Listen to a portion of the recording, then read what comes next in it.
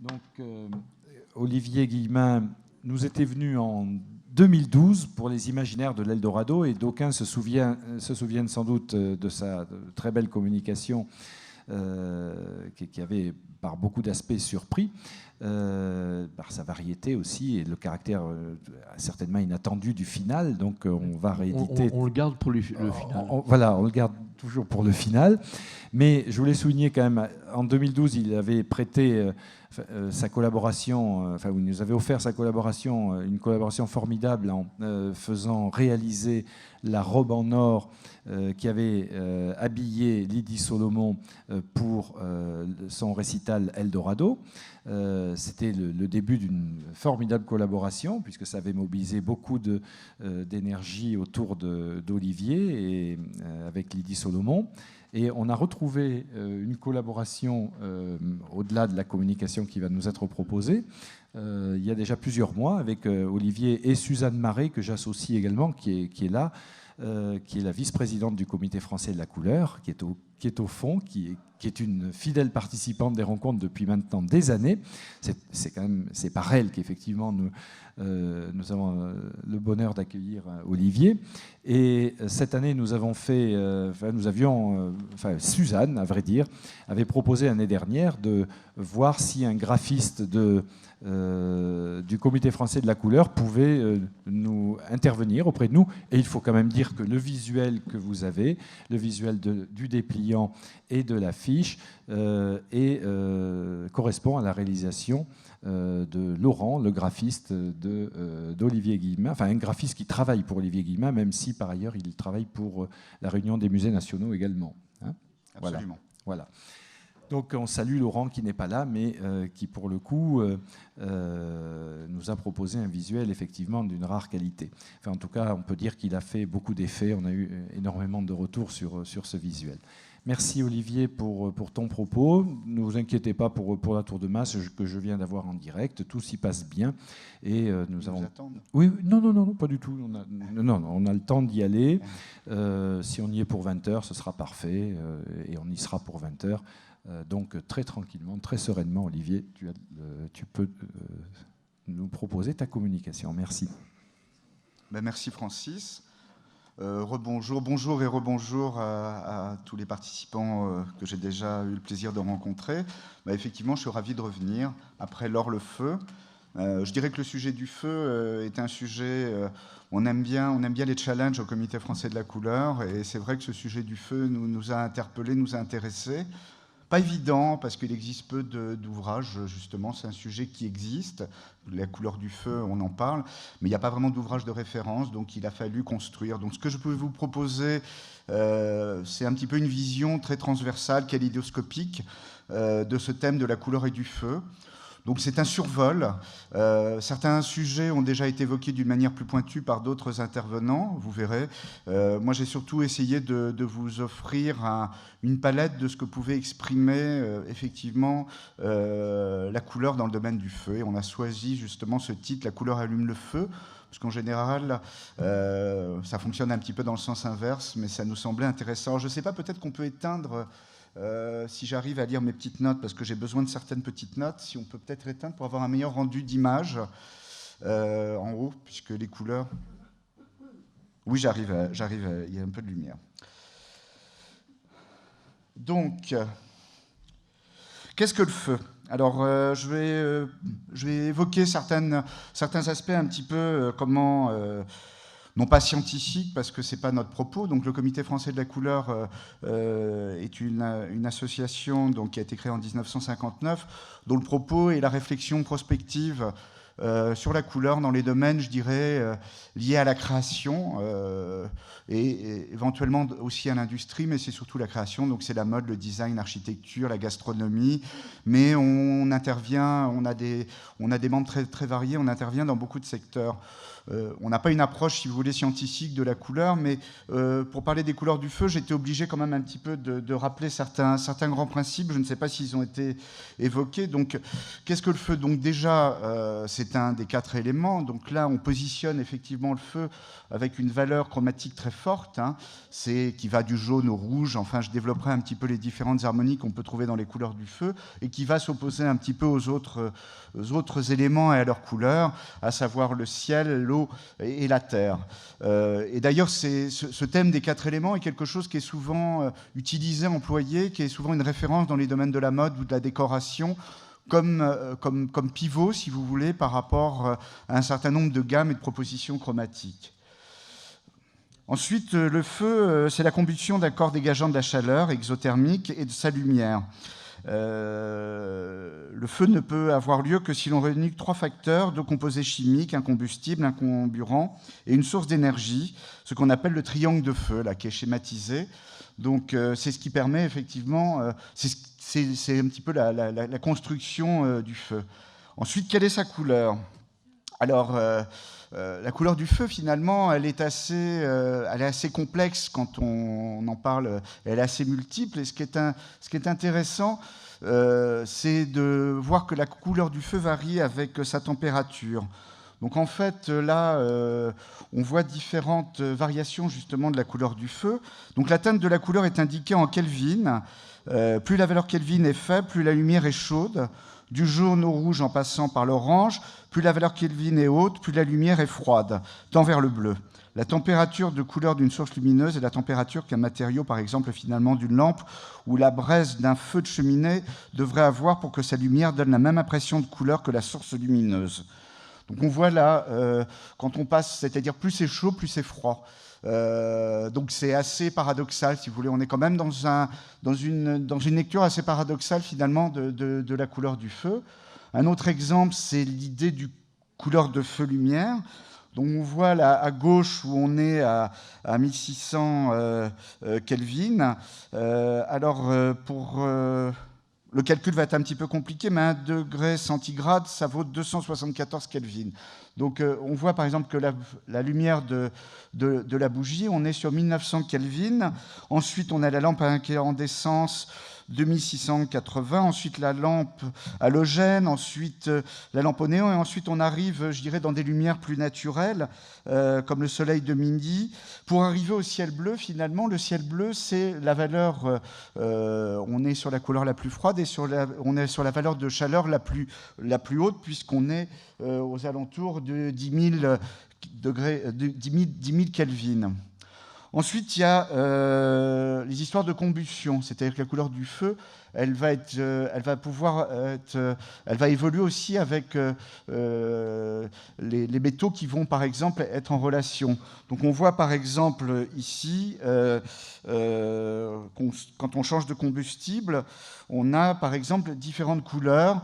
Donc, on a, par exemple, le cuivre. Si vous utilisez comme combustible du cuivre, enfin, qui a une base de cuivre, on va être sur du vert bleu. Le barium, on va être sur du vert jaune pâle, vert pâle jaune. Ensuite, le strontium, on va avoir une flamme qui va être rouge. Le calcium va donner une flamme orangée rouge. Le potassium, une flamme lilas. Le lithium, une flamme rouge fuchsia. Et le sodium, une flamme jaune orangée. Donc on voit qu'il y a vraiment une... D'ailleurs, ce sont des procédés qui seront utilisés, je vais l'évoquer ensuite, mais qui sont aussi utilisés, par exemple, pour tout ce qui est feu d'artifice, c'est-à-dire on utilise ces poudres justement pour donner de la couleur au feu d'artifice. Alors, j'ai trouvé aussi amusant de voir que justement ça servait, au-delà de l'aspect, je dirais, un petit peu scientifique, il y avait aussi une approche, je dirais, un peu plus ludique.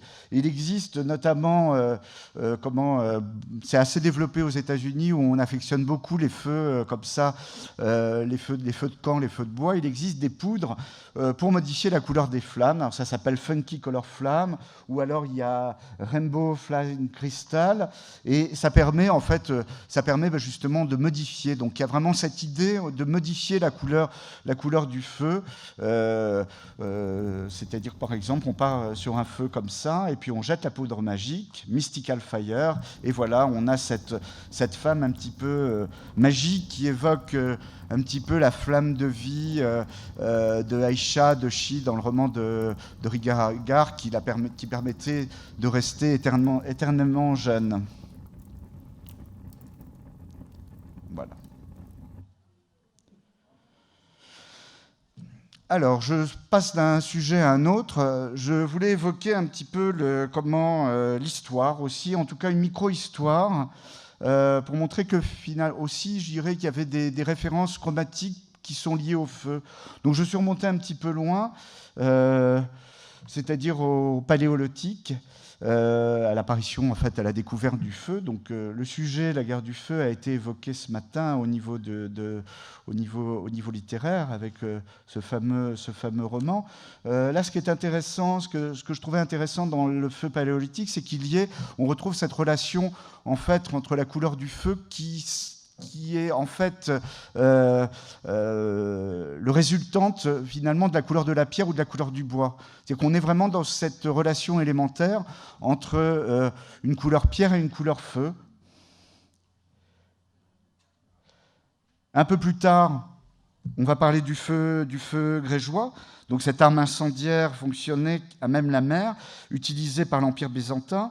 Et en fait, le feu grégeois, là, on est en relation aussi avec un autre élément qui est la relation eau, l'élément eau, parce que le feu grégeois brûle sur l'eau et selon certaines interprétations, c'était même l'eau qui déclenchait la combustion. À l'origine, le feu grégeois, c'était en fait à base de résine et de naphte et c'était utilisé pour la pêche au lamparo. Et c'est un petit peu, c'est l'origine du feu grégeois, c'est-à-dire avant de devenir une arme de guerre, c'était utilisé par les pêcheurs dans l'Antiquité pour la pêche au lamparo.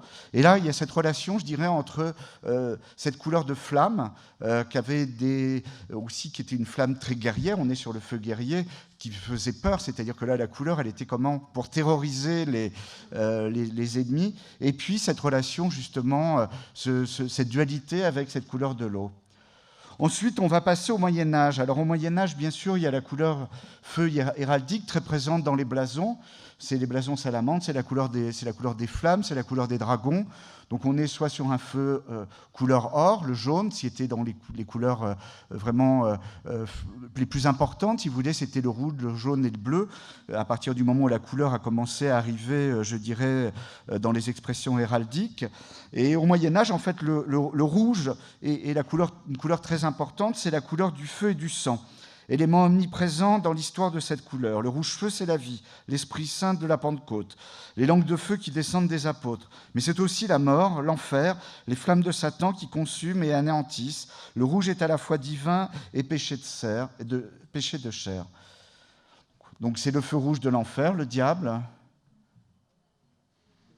C'est les sorcières aussi qui s'enflamment de rouge vêtu. Notre illustration de Jeanne d'Arc au bûcher. Et puis, c'était cette couleur, les cheveux en fait de flamme, c'était aussi la couleur. On associait les femmes rousses, par exemple, donc avec cette couleur de feu. Alors, c'était pas simplement uniquement la couleur de feu, ces cheveux flamboyants, c'était aussi lié au sang, à l'angoisse que pouvait apporter, je dirais, dans la culture de l'époque, les menstruations, tout le cycle, je dirais, de la vie qui passait à travers la femme, mais aussi donc les femmes qui avaient les cheveux roux étaient souvent accusées de sorcellerie. Et il faut savoir qu'il y a à peu près 10 000 personnes qui ont été brûlées et que sur ces 10 000 personnes, il y avait à peu près il y a eu 85% de femmes. Donc c'était surtout des sorcières. Et si sur 85% de femmes, on sait qu'il y avait beaucoup de femmes rousses parce qu'elles étaient rouges et qu'elles avaient les cheveux flamboyants et des cheveux de feu, qu'elles étaient accusées plus particulièrement de sorcellerie. Autre sujet, les couleurs de feu et de la nature dans la nature. Donc j'ai dégagé, je dirais, deux thématiques. Une thématique céleste, couleur de feu céleste. Alors, c'est des extrapolations. Est-ce que ce sont vraiment des vrais feux? Mais en tous les cas, ils en ont quelquefois le nom. Donc il y a tout d'abord les couleurs d'aurore boréale.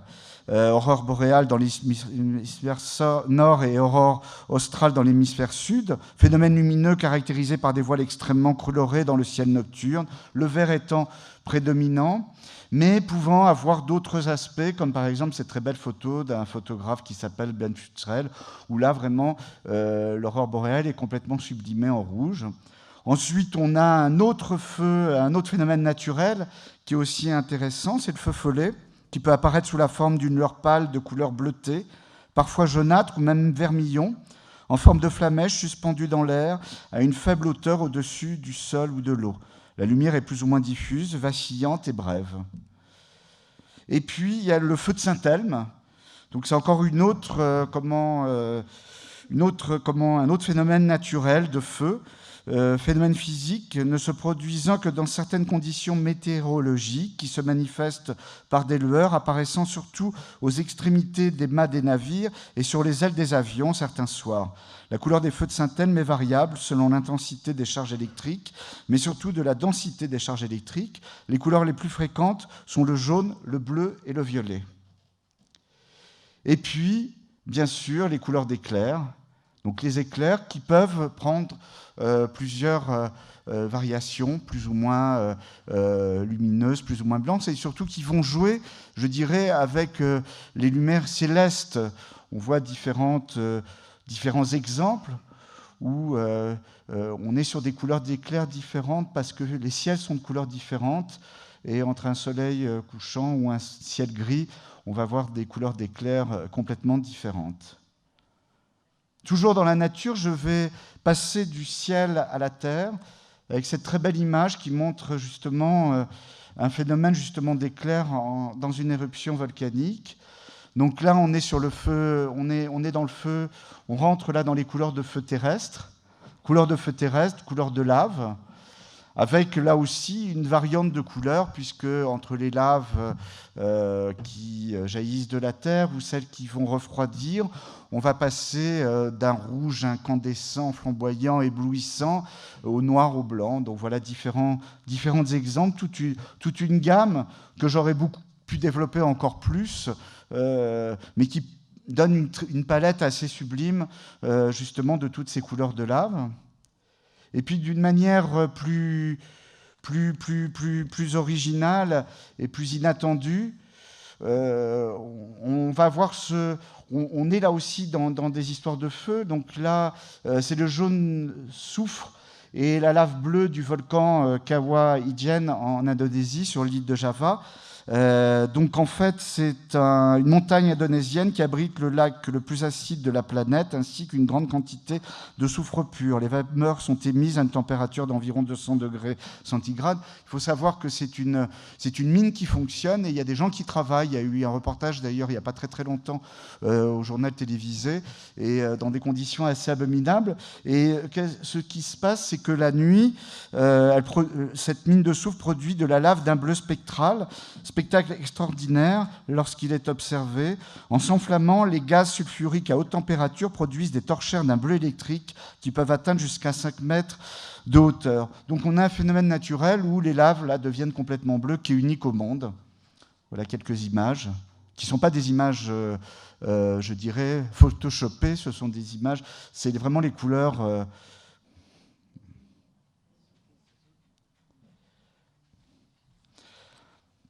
Alors maintenant, après les phénomènes naturels, on va passer à des phénomènes plus artificiels. La lumière artificielle, la lumière... la couleur de la flamme et la couleur du feu, effectivement, on se rend compte aussi qu'elle a un impact sur la lumière de l'environnement. Avant qu'on découvre l'électricité, on s'éclairait à la flamme, à la bougie, à la chandelle. Donc il y a vraiment cette couleur chandelle qu'on retrouve très bien exprimée dans le monde de l'art, et notamment avec des peintres, par exemple, comme Georges de la Tour, qui en a produit parmi les plus belles représentations, avec la Madeleine pénitente et puis le nouveau-né. Et c'est intéressant aussi de voir que cette notion justement de lumière aussi qui a été sublimement comment interprété, de couleur-lumière, qui a été sublimement interprété par Stanley Kubrick en 1976 dans son Barry Lyndon. C'était la première fois justement qu'on jouait sur cette couleur de lumière de chandelle au cinéma, et ça avait eu un impact, ça avait complètement subjugué, je dirais, les gens. C'était une prouesse technique parce que ça avait été très difficile jusqu'à présent. On était obligé, je dirais, d'avoir des éclairages très forts, et donc c'était une des premières interprétations. Donc on voit plusieurs images. Et puis ensuite, on a une autre atmosphère au XIXe siècle, avec l'apparition du gaz dans la ville. Donc c'est les becs de gaz, c'est la couleur gaz. Donc on a un éclairage qui va être un peu plus intense. On est donc sur une autre notion de flamme. Et donc ça produit, on voit là aussi, notamment au niveau des représentations que les peintres en ont faites, c'est un autre univers coloré qui va apparaître dans l'univers urbain. Et ensuite, on va passer, avec la fée électricité, à la couleur électrique, les lampes à incandescence. Donc là encore, un autre éclairage et une autre vision colorée de notre intérieur, de notre quotidien, qui va se poursuivre après avec la couleur néon, donc début du XXe siècle, et qui va prendre de plus en plus de couleurs pour, dans les années 50, justement, là on est vraiment sur du couleur feu très kitsch. On est dans le rêve américain, dans American Graffiti, voilà. Et j'aurais pu continuer, mais après on n'est plus vraiment dans des couleurs de feu aujourd'hui avec les diodes, c'est-à-dire que effectivement cette évolution de l'éclairage et du feu de l'éclairage, elle modifie notre vision des couleurs qui nous entourent parce qu'elle change l'éclairage et elle change finalement notre vision des couleurs. Les feux d'artifice qui ont été évoqués hier, aussi, là, je ne pouvais pas ne pas parler des feux d'artifice. Donc, j'évoquais qu'effectivement, les feux d'artifice, on crée les couleurs à travers des mélanges de poudre. Donc, l'histoire des feux d'artifice, ils sont censés avoir été inventés par les Chinois au 8e, 9e siècle.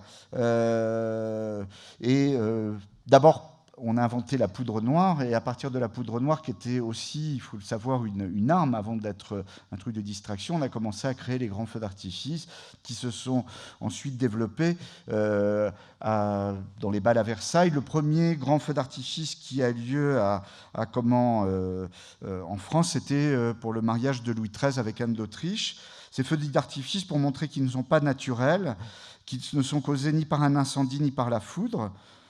On les utilise d'abord à travers des dragons festifs. On ajoute progressivement à la poudre des garnitures, notamment de la poussière d'or et d'argent. Donc on va avoir des feux or, des feux argent. On combine des formes, des rythmes à travers des étoiles. Et puis, la couleur arrive ensuite. Donc c'est par l'émission de composés métalliques sous l'action de la chaleur de la combustion. Ils se décomposent en émettant une lueur caractéristique. Donc, comme je l'ai dit, le rouge, on utilise le strontium. Le jaune, on utilise du sodium. Enfin, j'ai déjà évoqué ce sujet. Voilà, et maintenant, avec l'évolution des techniques, on a maintenant des feux d'artifice somptueux, comme notamment le dernier qui a eu lieu à Paris. Alors, je n'ai pas choisi l'image la plus colorée, mais on a des couleurs fluo, c'est-à-dire qu'au niveau de la technique, maintenant, les feux d'artifice permettent vraiment justement une évolution complètement magique et un développement des palettes chromatiques.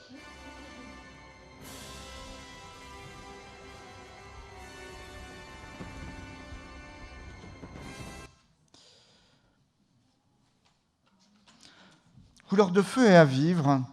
Là aussi, j'ai évoqué la lumière. Donc là, on est aussi dans une histoire où effectivement la couleur du feu va influencer, je dirais, notre état d'esprit. Donc on est dans les notions de bien-être. Donc c'est une couleur de bien-être. La couleur du feu devient une couleur de bien-être. Ça devient la couleur qui va évoquer la chaleur, qui va évoquer le fait de se réchauffer, de se ressourcer, de partager. Donc on a une notion extrêmement positive, très sociale, une couleur sociale, c'est-à-dire que le feu, là, vraiment, c'est le réconfort, c'est le partage. Et c'est bien entendu, après, la couleur de feu aussi, c'est la notion de spiritualité. La flamme, la couleur du feu, le rôle de la couleur du feu est extrêmement important dans la religion, dans toutes les religions. Et notamment, par exemple, on voit, j'avais une église orthodoxe, là c'est la fête des Lumières en Thaïlande, là c'est des temples bouddhistes, le rituel du feu où on marche sur le feu au Japon, dans le temple d'Aishohin au Japon, où là aussi on se vêt de la couleur du feu, on marche sur le feu. Et puis, à l'opposé, la couleur du feu, elle peut avoir un aspect beaucoup plus, je dirais pas négatif, mais aussi, on peut dire, c'est-à-dire, ça va évoquer la notion du danger, donc c'est le feu de l'incendie. Donc là aussi, c'est des feux, c'est les flammes, mais aussi c'est la fumée. Donc là aussi, c'est une couleur issue du feu, flamme blanche, flamme noire.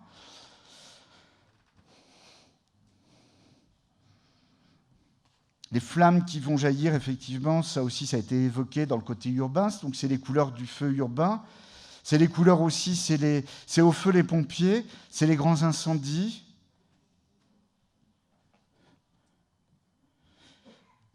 Et on arrive à une couleur de feu qui va devenir une couleur signalétique, où là on retrouve un petit peu les grands codes colorés qu'on avait à l'époque héraldique, avec le rouge, le blanc, le bleu, le jaune, selon les pays.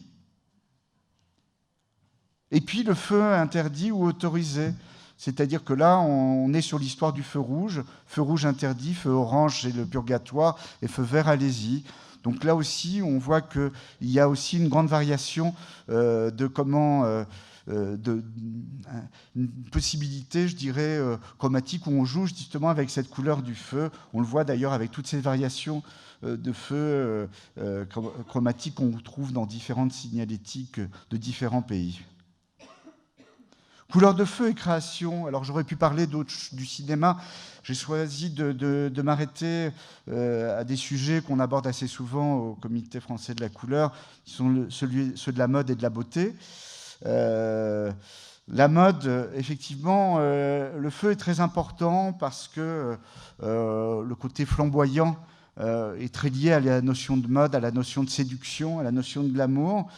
Donc c'est un sujet qui est souvent utilisé par les créateurs et par les couturiers.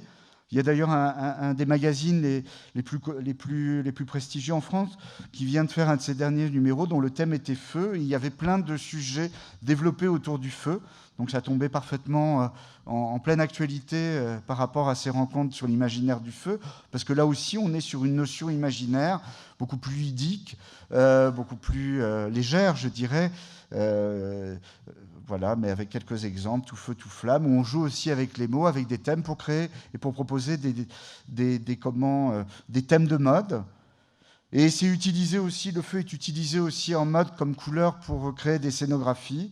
Par exemple, ce défilé de Roberto Cavalli pour l'automne-hiver 2014, où le podium était en flammes, et les robes aussi. Alexander McQueen, robe feu 98. Cakewalk, robe feu, à ce moment-là, on est sur un feu beaucoup plus futuriste. Jean-Paul Gaultier, là on est sur une variation, je dirais, de flammes, de feu paillettes, c'est entre la sirène, c'est la sirène flamboyante. L'avant-première de Hunger Games, ce grand succès pour les adolescents, où justement la fille justement aussi jouait sur le feu, et donc les héroïnes et les actrices du film posaient pour l'avant-première à Berlin en 2015 avec des robes flammes. On aura tout vu qui avait fait un défilé autour de feu, et c'était autour des allumettes, et le thème c'était vraiment la combustion. Et on travaillait vraiment, les robes étaient allumées. Et puis, les couleurs du feu, effectivement, c'est le feu, mais c'est aussi autour du feu, donc cette notion de combustion qui est très importante, je dirais, dans la mode, mais aussi dans le travail des artistes, comme vous le verrez ensuite. Donc, avec différents exemples, par exemple, Issey Miyake, en 98, qui avait fait toute une ligne comme ça, avec des imprimés combustion. Fendi, avec des robes aussi, où il y a ce travail de broderie, donc très, très subtil, très raffiné, mais en même temps qui joue sur cette couleur de brûlé, voilà. On a différents exemples. Et puis, d'une manière plus détournée, là aussi, c'est la notion de métal brûlé. Cette créatrice très talentueuse qui s'appelle Iris van Herpen, sa collection automne-hiver 2015-2016, c'est des mousselines de métal, je dirais, passées au chalumeau. Comme passé au chalumeau, parce que c'est de la mousseline, mais il y a quand même un fil de métal, un fil d'urex, qui a été traité quand même avec des procédés pour obtenir cet effet, je dirais, de combustion métallique. Autre exemple d'Iris van Herpen, là c'est un travail de très subtil aussi, de mousseline découpée, qui évoque aussi cette combustion noire, ces flammes noires. Dans la beauté aussi, on a beaucoup d'images de couleurs du feu et de beauté. Et puis, cette image de Guy Bourdin, effectivement, c'est ses lèvres de feu. Ça me fait penser au fameux film MASH, où il y a cette héroïne, cette infirmière un peu scandaleuse qui s'appelle Lèvres en feu. Et c'est une couleur qui est beaucoup utilisée dans le discours, dans le langage, dans les mots, dans le domaine du maquillage. Par exemple, Yves Saint Laurent, rouge-feu. Là, on a une variation aussi de rouge-feu avec cette photo de Johanna Florence avec les marques de rouge à lèvres. On a toute une variation de rouge-feu aussi. Une autre version aussi d'un rouge à lèvres qui travaille vraiment justement sur des déclinaisons. Et puis là, feu de Russie, donc on est sur un feu très, très obscur pour Chanel, pour un vernis à ongles. Fleur de feu de Guerlain pour des cosmétiques. Et puis des feux polychromes.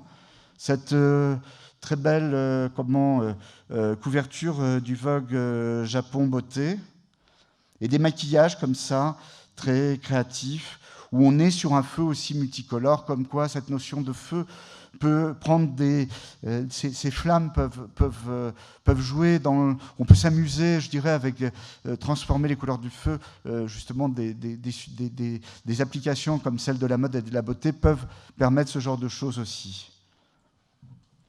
De la mode et de la beauté à l'art. Donc quelques exemples aussi d'artistes contemporains, ou en tout cas très contemporains, ou un petit peu moins, mais enfin il y a le travail, là, je parlais de la combustion, il y a tout le travail très intéressant de peinture de feu qu'a fait Yves Klein en 1961, quand il peignait au chalumeau. Plus récemment, Claude Viala, à l'épreuve du feu en 2012. Too Much, Cube on Fire Table Sculpture d'Alejandro Mons en 2014. Donc en fait, ce sont des billets ce sont des billets de banque qui brûlent ensuite. Il y avait une valeur symbolique à cette œuvre, des faux billets, je vous rassure, mais il y avait une valeur il y avait une valeur à la fois symbolique à cette expression, je dirais, du feu et de la couleur du feu. Le travail aussi de Bernard Aubertin, qui est tout à fait intéressant, en 2012. Donc, avant, pendant et après. Le travail de Wolfgang Stiller, 2013, avec les Man-Stick Men. Donc on est aussi là sur la notion de combustion. On voit comme la notion de combustion est presque plus présente dans le domaine des arts plastiques que la notion de flamme. Ombre de Brûlis de Christian Jacquard en 2010. Ensuite, on est dans les notions, je dirais, toujours de combustion, de flamme.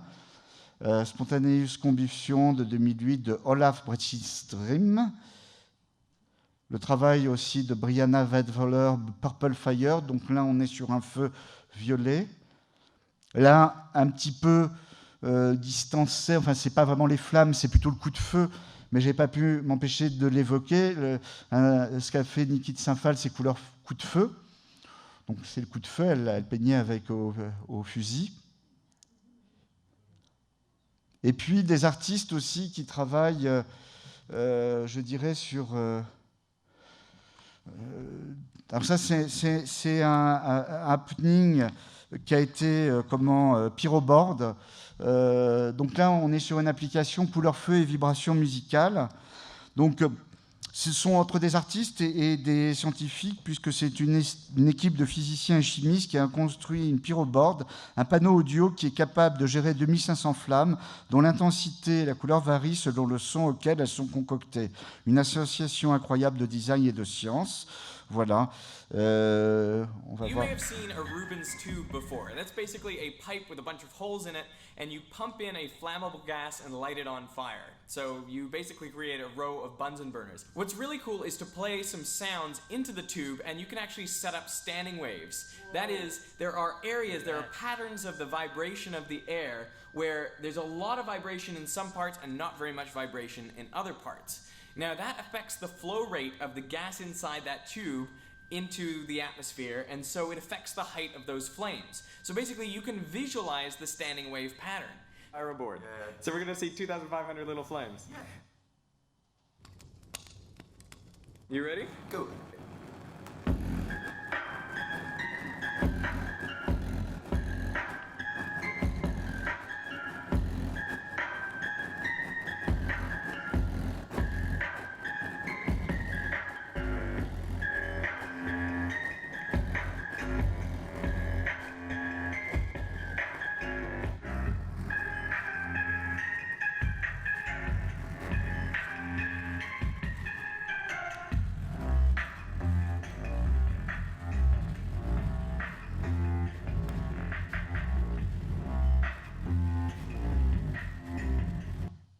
Donc là, on retrouve la variation entre les flammes bleues, les flammes chaudes, les flammes moins chaudes. Et je trouvais que c'était vraiment intéressant, original de voir qu'on pouvait modifier justement ces couleurs du feu à travers des vibrations musicales.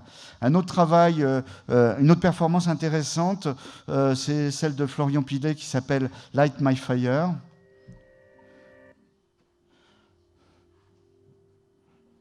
Donc là, on est sur un feu virtuel.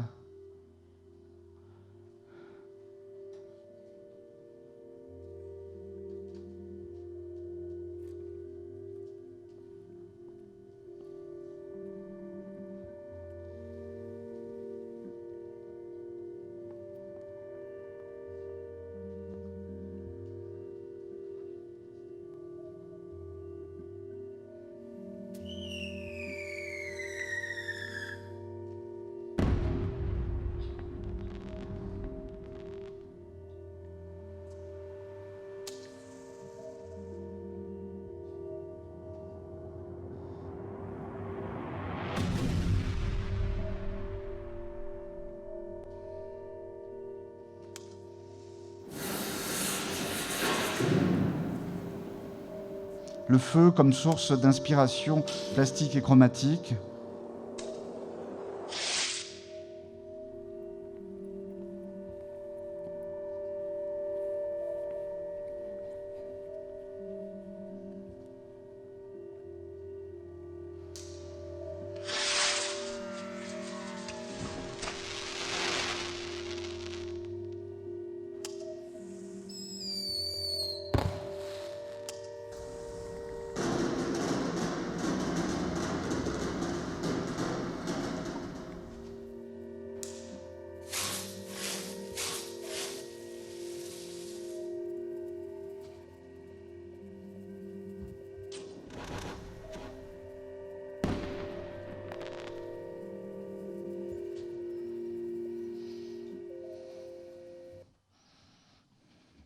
Et pour conclure, j'avais aussi envie d'évoquer Burning Man, parce que là aussi, c'est une expression plastique de la couleur du feu dans le désert du Nevada aux États-Unis. C'est un festival qui existe à peu près depuis une trentaine d'années, qui a lieu au mois d'août, qui réunit maintenant, qui est devenu quelque chose d'énorme, qui a commencé d'une manière très confidentielle, et où on joue effectivement, là aussi, le feu. Le feu devient une couleur...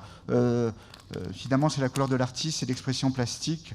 C'est dans ce sens-là qu'il a un rapport, je dirais, très, très intime et très profond avec la notion de couleur.